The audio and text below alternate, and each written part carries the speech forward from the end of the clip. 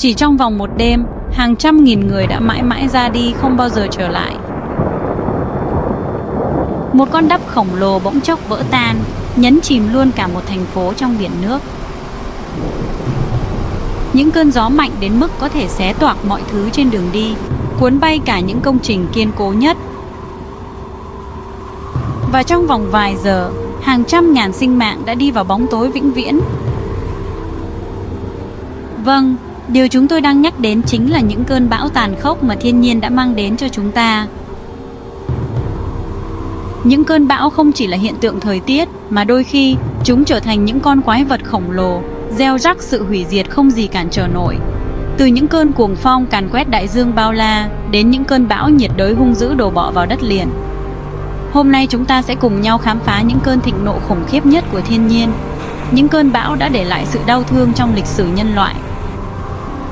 7 cơn bão tàn khốc nhất trong lịch sử mà con người từng phải đối mặt. 1. Bão Vinh Bengal năm 1737, cơn thịnh nộ của biển cả. Bão Hooghly, còn được gọi là Vinh Bengal, hình thành vào ngày 19 tháng 10 và bão tan vào ngày 13 tháng 10 năm 1737. Cơn bão di chuyển từ phía bắc Vinh Bengal, đổ bộ vào khu vực gần Calcutta, nay là Kolkata. Buổi sáng ngày 11 tháng 10, một cơn gió nhẹ thoáng qua, một cơn khuấy động nhỏ bé trên bề mặt biển mênh mông, nhưng không ai biết nó ẩn chứa một sức mạnh khủng khiếp, một cơn thịnh nộ đang chờ đợi để được giải phóng. Gió bắt đầu mạnh hơn, sóng cao hơn. Khi mọi người nhận ra thì tất cả đã là quá muộn. Một bức tường nước khổng lồ gầm rú lao vào bờ biển Vinh Bengal. Cơn bão bắt đầu đọ bọ với sức mạnh khủng khiếp, tàn phá mọi thứ trên đường đi của nó. Bão Hooghly gây ra ngập lụt nghiêm trọng, phá hủy phần lớn các công trình xây dựng bằng bùn và mái rơm, cùng với nhiều công trình xây bằng gạch. Những ngôi làng bị san phẳng và những con tàu lớn bị ném vào đất liền như những món đồ chơi. Theo thống kê ghi nhận lại, 20.000 tàu thuyền ở Vinh Bengal bị nhấn chìm, có khoảng 300.000 đến 350.000 người thiệt mạng. Bão Hooghly được ghi nhận là một trong những thảm họa thiên nhiên chết chóc nhất mọi thời đại.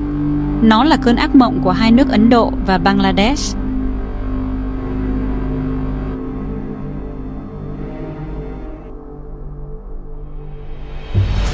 2. Bão Bola năm 1970, thảm họa thiên nhiên kinh hoàng gây nên chia rẽ chính trị.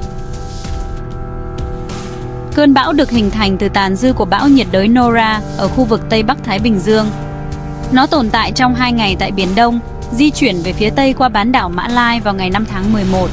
Tàn dư của hệ thống này góp phần vào sự phát triển của một vùng áp thấp mới tại trung tâm của vịnh Bengal vào sáng ngày 8 tháng 11.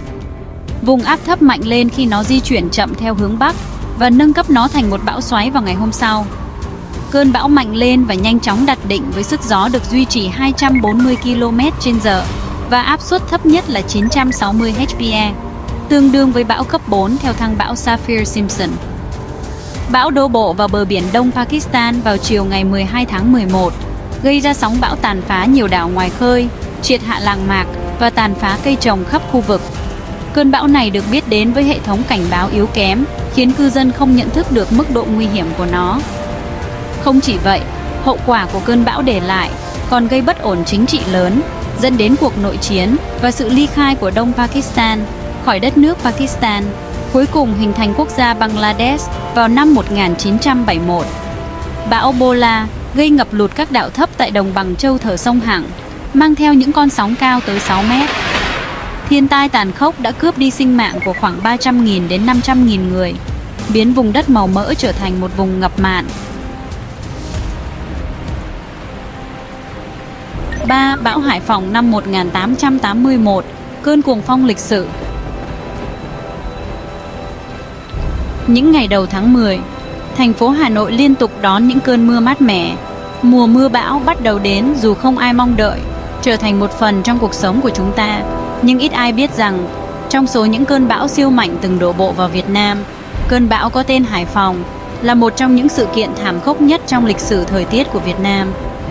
Cấp độ của cơn bão vẫn chưa được xác định vì nó xảy ra trước những tiến bộ khí tượng của thế kỷ 20, nhưng khả năng tàn phá của nó có thể vượt qua tất cả những cơn bão khác. Cơn bão khổng lồ này đã đi qua đảo Luzon của Philippines và Vịnh Bắc Bộ, tàn phá thành phố Hải Phòng và khu vực ven biển xung quanh, gần như hủy diệt mọi thứ trên đường nó đi qua. Không có nhiều tư liệu ghi chép lại về cơn bão này, bởi thời điểm đó khoa học khí tượng ở Việt Nam chưa phát triển. Chính vì vậy, số người thiệt mạng tại thành phố Hải Phòng lúc bấy giờ không được ghi nhận cụ thể. Tuy nhiên, con số thiệt hại về người tại những nơi bão Hải Phòng đi qua thực sự gây ám ảnh. Tổng số khoảng 300.000 người đã thiệt mạng, gấp 47 lần so với số nạn nhân do cơn bão Hải Yến gây ra năm 2013. Số nạn nhân thiệt mạng được cho rằng tương đương với lốc xoáy Koringa diễn ra trên vịnh Bengal, Ấn Độ năm 1839. Cả hai sự kiện này luôn được xếp vào danh sách các thảm họa thiên nhiên đáng sợ nhất lịch sử.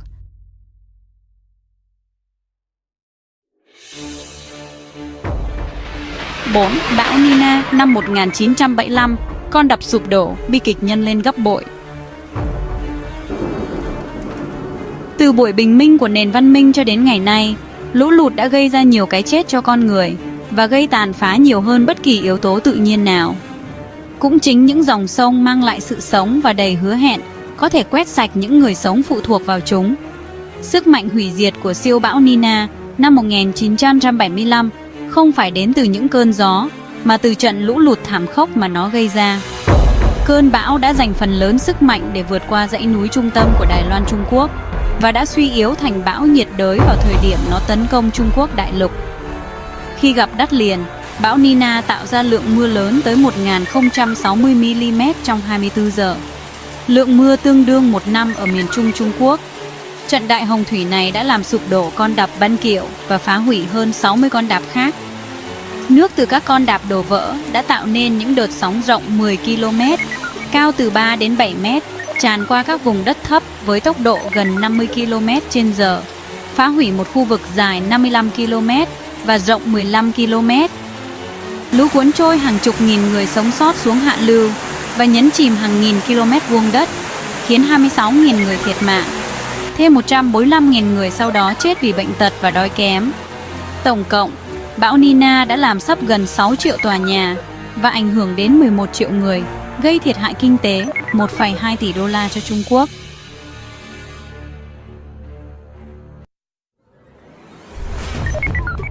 Bão Nargis là một xoáy thuận nhiệt đới mạnh đổ bộ vào Myanmar vào ngày 2 tháng 5 năm 2018 và là cơn bão chết người nhất trong lịch sử Myanmar. Bão Nargis gây ra lũ đất vào ngày 2 tháng 5 năm 2018, gây sự tàn phá thảm khốc làm chết 90.000 người và hơn 56.000 người mất tích. Tuy vậy, con số này thực sự không chính xác. Riêng thị trấn Labuta đã báo cáo 80.000 người chết. Số người chết được chính quyền Myanmar công bố chính thức đã giảm đi rất nhiều so với thực tế vì họ muốn tránh các phản ứng chính trị. Thiệt hại ước tính khoảng 10 tỷ USD. Đây là cơn bão gây thiệt hại về nhân mạng lớn nhất ở Myanmar, cũng như là cơn bão có tên gây chết chóc đứng thứ hai sau bão Nina. Tính cả những cơn bão không được đặt tên, Nargis là cơn bão gây chết chóc thứ 6 trong lịch sử thế giới. Tuy những thiệt hại do cơn bão gây ra là khủng khiếp, nhưng nỗ lực cứu trợ ban đầu đã bị cản trở bởi sự từ chối của Hội đồng quân sự miền Điện. Tổng thống George Bush đã nói rằng cả thế giới đang tức giận sẽ lên án chính phủ Myanmar vì cái cách họ khắc phục hậu quả của cơn bão lịch sử. Đảng cầm quyền ở Myanmar sau đó vài ngày đã chấp nhận hàng cứu trợ sau khi họ chấp nhận đề nghị của Ấn Độ. Không chỉ vậy, sau cơn bão 10 ngày, một trận động đất gần trung tâm Trung Quốc đại lục với độ lớn 7,9 độ Richter đã cản trở công tác cứu trợ. Thêm nữa, nhiều hàng cứu trợ có vẻ như đã không đến được tay người bị nạn khi mà chúng được tìm thấy trong các chậu đen tại Myanmar, bất chấp các cảnh cáo trước đó của chính quyền.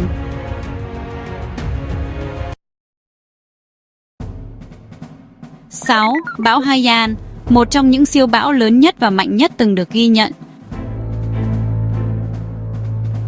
Vào đầu tháng 11 năm 2013, bão Haiyan đã đổ bộ vào Philippines và gây ra thảm họa. Siêu bão này đã cướp đi sinh mạng khoảng 6.000 người, khiến hàng chục nghìn người bị thương và mất tích. Bão Haiyan có sức gió hủy diệt lên tới cấp 16. Sau khi gây ra thảm họa ở Philippines, cơn bão đi vào Biển Đông và trở thành cơn bão số 14 trong năm 2013. Khi vào Biển Đông, siêu bão Haiyan mạnh cấp 17 và di chuyển rất nhanh. Trước những cảnh báo về sức tàn phá của siêu bão Haiyan, Nhiều tỉnh miền Trung đã lên phương án sơ tán dân, nhưng sau đó cơn bão đột ngột thay đổi hướng di chuyển, càn quét qua vùng biển các tỉnh Thanh Hóa, Nam Định, Thái Bình và đổ bộ vào Hải Phòng, Quảng Ninh, khiến 13 người chết, 81 người bị thương. Bão Haiyan, một trong những siêu bão lớn nhất và mạnh nhất từng được ghi nhận.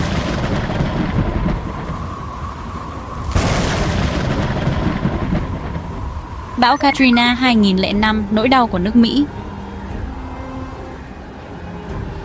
Theo Cơ quan Quản lý Khí quyển và Đại dương Quốc gia Mỹ, Katrina bắt đầu hình thành như áp thấp nhiệt đới vào ngày 23 tháng 8 năm 2005 ở vị trí cách đông nam quần đảo Bahamas khoảng 322 km. Sáng sớm ngày 24 tháng 8, với các dải mây bão được định hình rõ ràng, các cơn gió giật 65 km/h, Katrina chính thức được gọi là bão nhiệt đới. Cơn bão thẳng tiến tới miền Nam bằng Florida, Mỹ. Katrina được đánh giá là cơn bão cấp 1 ôn hòa. Trong đợt đổ bộ đầu tiên, cơn bão gây ngập lụt nhẹ và khiến 2 người chết. Tuy nhiên, vào ngày 26 tháng 8, Katrina bất ngờ mạnh lên thành bão cuồng phong ở Đại Tây Dương và trở thành siêu bão mạnh cấp 5 vào ngày 28 tháng 8 với tốc độ gió giật lên tới 280 km/h. Cơn bão đã càn quét gây hậu quả kinh hoàng tại 5 bang của Mỹ. Tổng cộng đã có ít nhất 1.833 người thiệt mạng, khiến Katrina trở thành cơn bão chết chóc nhất tại Hoa Kỳ kể từ bão Okeechobee năm 1928. Tổng thiệt hại vật chất ước tính lên tới 108 tỷ USD.